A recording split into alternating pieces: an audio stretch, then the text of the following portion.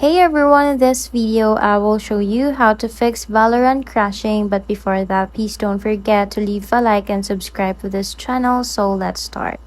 Just go to your desktop homepage and locate the Valorant. Right click on it, click on properties, go to compatibility and check run the program as an administrator, hit apply and hit OK.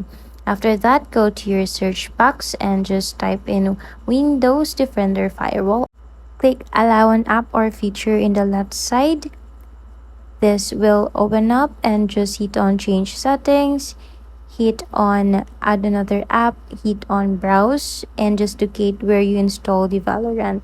So just open it and after that click add. Make sure that Bootstrap package game is checked for both private and public and also Valorant. Make sure that you update your driver. So just go to your search box and type in device manager. Just hit on display adapters and your graphics driver should pop up.